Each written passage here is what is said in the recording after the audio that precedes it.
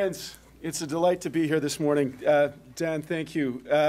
Mr. Premier, thank you for those very well-informed thoughts and the tremendous support you've indicated this morning. Thank you so much for that.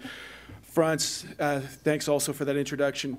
Thanks to our supporters, the Manitoba Hydro, the Royal Bank Blue Water Fund, the province of Manitoba, with whom IISD has enjoyed such a close working relationship since our founding 20 years ago. Thanks to the steering committee for this event, who helped us immensely in shaping the ideas that will be presented at this summit.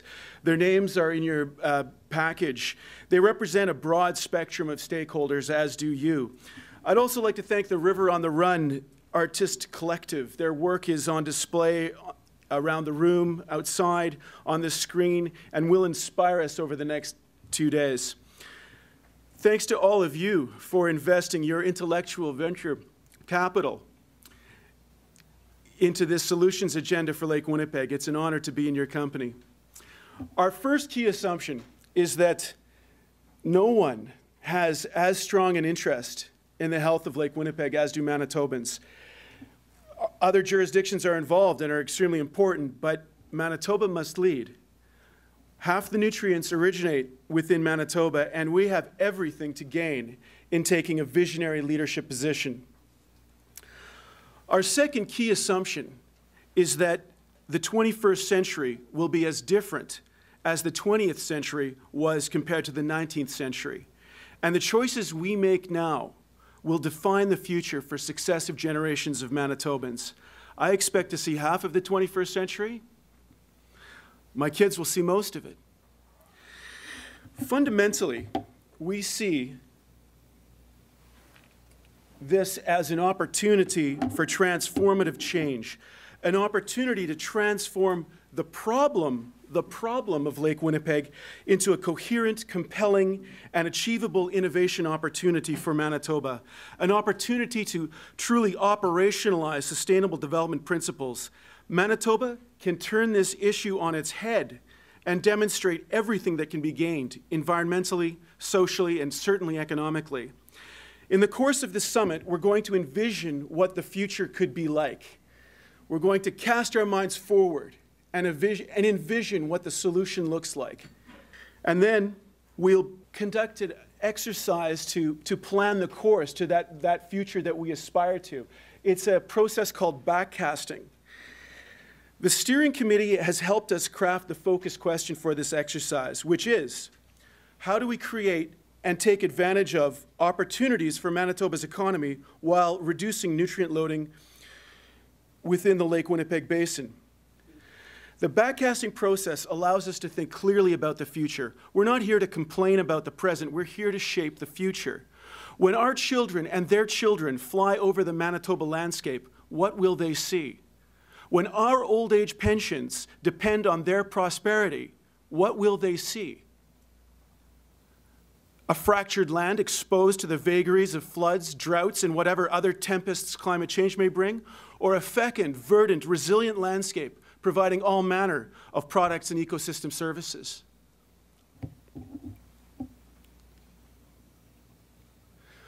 We will begin with the end in mind and move backward from the vision to the present and move towards that vision. And we believe it's IISD's responsibility to convey what the future could look like, which we believe involves harnessing the sixth wave of innovation. The first wave was iron and water power and mechanization. The second, steam power. The third, electricity, chemicals, internal combustion. The fourth, petrochemicals, electronics. The fifth, digital networks, biotechnology. And now, the sixth wave is upon us. And this involves sustainability and radical resource productivity and whole systems design and green chemistry and industrial ecology and renewable energy. This is the bioeconomy, and this is where the 21st century will take us. The sixth wave is happening now. The clean technology sector grew 47% last year in Canada. Growth rates are even higher in the US. The biofuels and biomaterials sector is responsible for more clean technology job creation than any other sector except solar power. Other regions are choosing to develop their clean technology clusters, and Manitoba should too. But what does any of this have to do with Lake Winnipeg? The answer is phosphorus. The element we regard as the noxious pollutant responsible for fouling Lake Winnipeg is in fact a scarce and strategic resource, far more scarce, in fact, than potash, which has attracted so much recent attention with BHP Billiton's recent takeover attempt of Potash Corporation. It's fundamentally illogical to be dumping thousands of tons of this scarce and precious strategic resource into the bottom of Lake Winnipeg when we can be capturing, recycling, and transforming this into high-value biomaterials. The analysis we'll show this afternoon will be provocative. The economic benefits we can generate while significantly reducing the nutrient loading to Lake Winnipeg are immense. But how do we generate the social benefits to ensure these solutions are sustainable? That's where some of the key issues lie. Other thinkers have tackled the bioeconomy question, and the Organization for Economic Cooperation and Development sees the potential for the bioeconomy to produce significant economic, social, and environmental benefits in an integrated framework. However, they caution that although we can increase the supply and environmental sustainability of food, feed, fiber production, and improve water quality, we'll not realize this potential without active support from government and the public at large. We need those enabling policy frameworks and that strategic thinking by government, by business, with citizen support. Analysts from the Netherlands, who have probably the most experience with the bioeconomy, also recognize the enormous potential, but we need a roadmap. Solving multiple problems interrelated in complex ways requires a systematic approach. We will require prospective tools, scenario tools like backcasting. We need to know where we want to go. And the bottom line here is that a narrow agenda focused only on policy or only on regulation or only on technology just won't cut it. We need an integrated approach, a sustainable development approach inspired by different perspectives, and that's why you're here. You'll notice that each table has a mix of expertise. This is deliberate. We didn't isolate all the business guys and the bureaucrats and the scientists, the environmentalists and the students. We need to talk to each other to figure this out.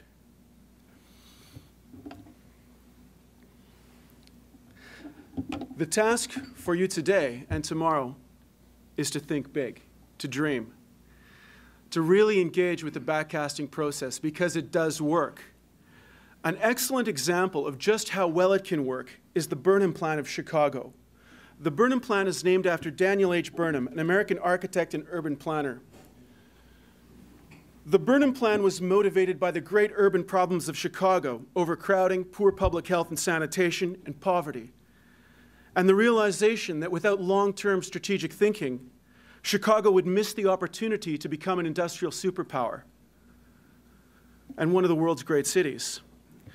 The plan for Chicago was detailed and rich and lavishly illustrated and informed by the best projections of future technology and social trends. This was done in 1909. It was so influential with successive generations of city planners because it was evocative and complete and encapsulated shared values. It's credited with sustaining Chicago's growth and eminence as one of the world's great cities. It's regarded as such a success that it inspired a 100th anniversary project last year, a 21st century visioning exercise for Chicago. Perhaps Burnham's greatest insight was this advice: make no little plans. They have no magic to stir men's blood and probably themselves will not be realized. Make big plans. Aim high in hope and work, remembering that a noble logical diagram, once recorded, will never die. What we're doing today is recovering our tradition in Manitoba for bold and gutsy and innovative thinking, and I'll give a few examples. The Shoal Lake Aqueduct, completed in 1919 to address serious public health problems in Winnipeg. It required the construction of a railway before construction of the aqueduct could even begin, but its success released Winnipeg from centuries of constraint on its development. The Winnipeg Floodway, regarded as folly by its detractors, yet unquestionably the single most important part of infrastructure constructed in Manitoba in the last half of the 20th century, and now a crucial part of our adaptive capacity to climate change. Manitoba Hydro itself, here depicted in the construction of the Seven Sisters Generating Station, the vision that the abundant water resources of this province could be transformed into an economic pillar.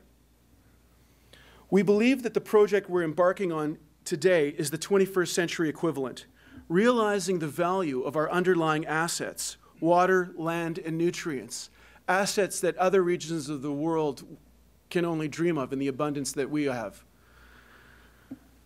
We're going to apply ingenuity to transform the problem of Lake Winnipeg into a sustainable development agenda and a prosperous century for this great province.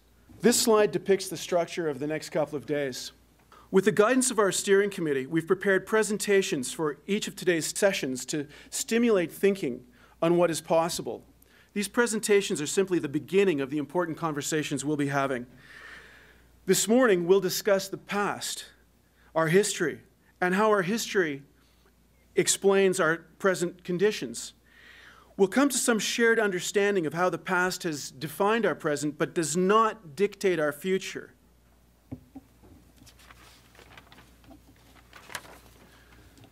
This morning, we'll also discuss some of the key principles for innovation and for leveraging our comparative advantages. And this afternoon, we'll present a vision of what the future could look like, something we've called the watershed of the future. The key point illustrated by the watershed of the future is that we can dramatically reduce nutrient loads on Lake Winnipeg and generate significant new economic development opportunities if we choose. How we choose that path and where it leads will be the subject of tomorrow's conversation. With that, I'll introduce the lead facilitators who, with the help of the table facilitators, will guide us on this journey over the next couple of days. And they are John Fjellstad here, who is the Executive Director of the Manitoba Environmental Industries Association, and Darren Swanson on my left, who is the Director of the IISD Measurement and Assessment Program, and between them they have got more decades of experience than we will mention. Now, you're in very good hands, folks. And with that, I'll turn it over to John and Darren. Thank you.